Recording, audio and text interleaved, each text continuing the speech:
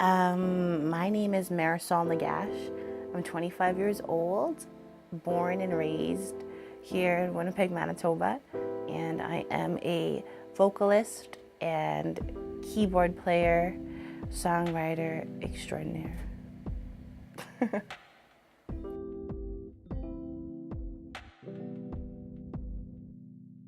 That's such an it's always an interesting question to be asked. And it always changes given how I feel that day or how I feel in that period of time. I feel like essentially I'm influenced by a lot of R&B. There's a lot of those notes in the songs I write. And then there's inflections of jazz or soul music. I'm inspired by all those realms. So I would just say, yeah, soul, R&B, jazz-ish.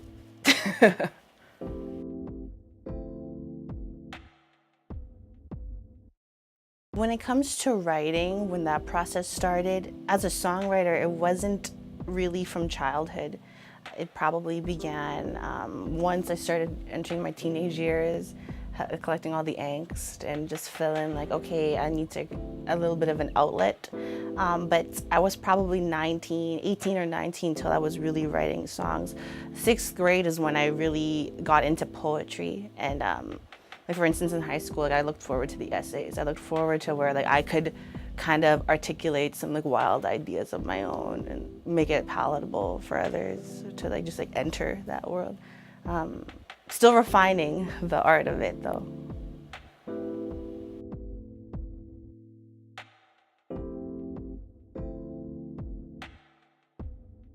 Up until the age of probably 14 or 15, I believed I was gonna be a singer. But the thing is, it was just such a very unfounded belief. I had no idea of how.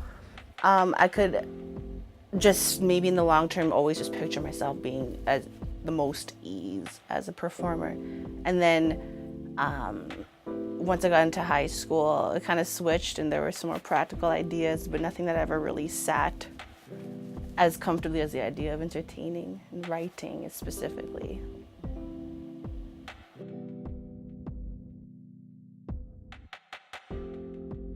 At the age of 5, I can remember sorting through Mariah Carey tapes, Whitney Houston, Boys to Men, deep in the Boys to Men, and also artists like Monica.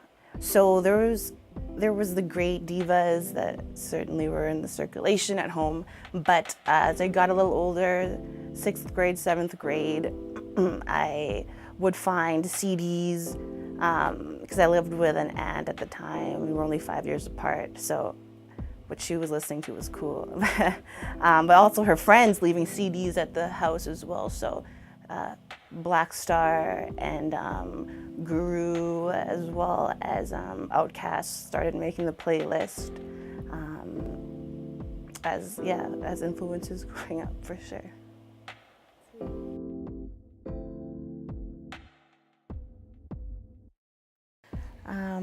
Right now, what's on heavy rotation, playing nonstop, is a tune by Andre 3000, or Outkast rather, and it's off the disc The Love Below, and it's a tune called She Lives in My Lap.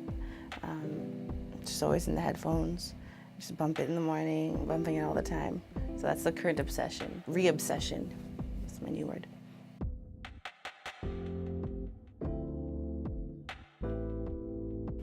If I'm to think about it, I'm always in the music process, and that's not even cliche, that's just the truth. If I'm on the bus, headphones or not, there's something from some song that I'm either crafting or hearing, unless I'm listening to something in my ears. But so I'm always kind of gathering data, gathering evidence or gathering ideas of anything that I want to put on a song in the future. So that's kind of like, I'm not necessarily sure when it begins. There's not a certain time of day where I say, okay, this is my devoted time to get this song written. It could be anywhere at any time. I think a lot of the span of when a song is kind of like halfway done to, okay, am I almost finished doing this, and when it's really the crunch time. I would say it happens, it's always late, too late. It never needs to be awake at that time. And then more so of the training myself or practicing, that's usually first thing in the morning. Those are two habits I can say I have in terms of times of day.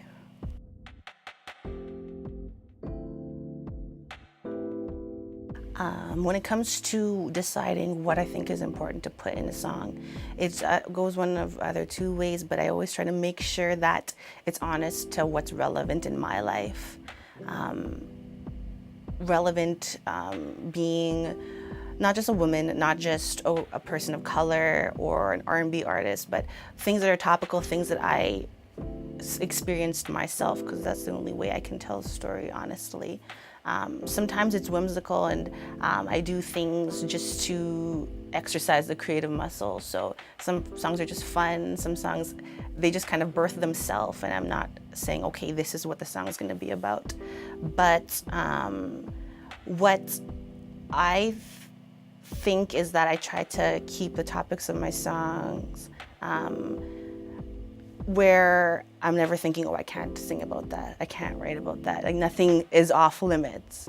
There's things I'm sure in the future that I'd have to think about twice, but in a general sense, I try to be able to talk about anything and keep it in a way that it sounds like a stream of consciousness from my mind too.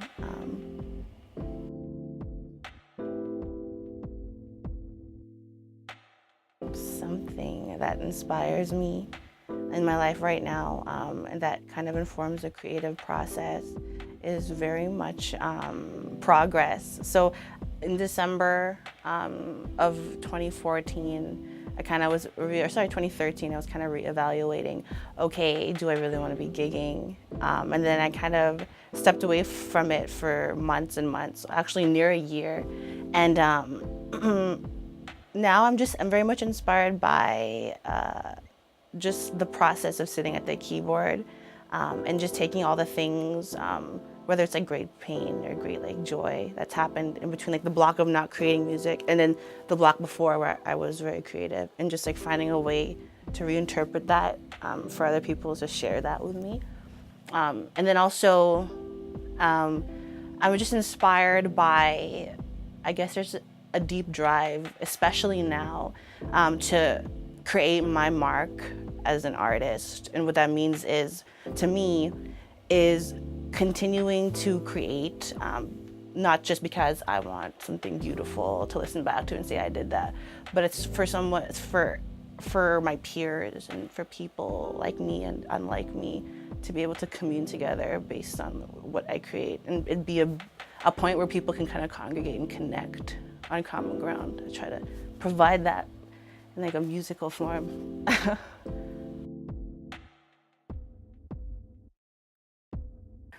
I think that Winnipeg is full of so many creatives, not just musicians, but the quality, the caliber of musicians, of instrumentalists in general, is so high. I'm super honored to be able to work with people who I feel like every rehearsal I'm learning something from them.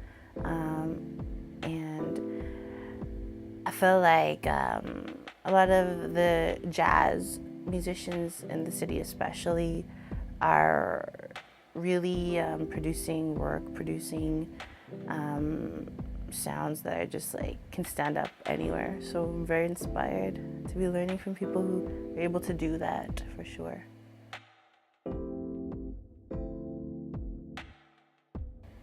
My favorite right now changes Ding Ho on the corner of William and Isabel. V12, it's called Bun Boy, and there's just really no words for it. It's just a noodle soup with just the most tender beef and all the mint in the world, all the onions in the world, all the bean sprouts. That's the one.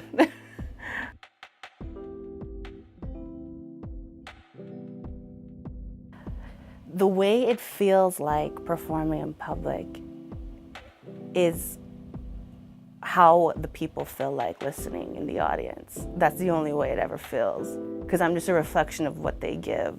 I can give what I have by like conveying my music, conveying my idea in the song. But what remains, like what's in the air when I'm not singing, is what they're providing me. So I don't know if that's incredibly obscure to describe it that way, but every gig feels different based on who I'm playing and looking at, and who looks at me, who doesn't look at me, who's nodding their head. That informs every note I play and I sing. I don't know about the band. They're always just tight doing the thing, but that's how it feels like. And it feels dope as hell. I should say that too. So I have some music on SoundCloud. It's soundcloud.com/it's Marisolle. So I've got a track there that we did in January. Currently I'm working on releasing some singles. Some songs have been written years ago. Some songs are super, super fresh and new. So that is what the current focus is, just completing those projects. I'm also working on, like I said, a collaboration. I'm enamored by the beat makers and inspired by quite a few of them in the city. So I'm super honored that I'm able to work in that realm as well. And we are working on an EP release in February. So that's all on the go.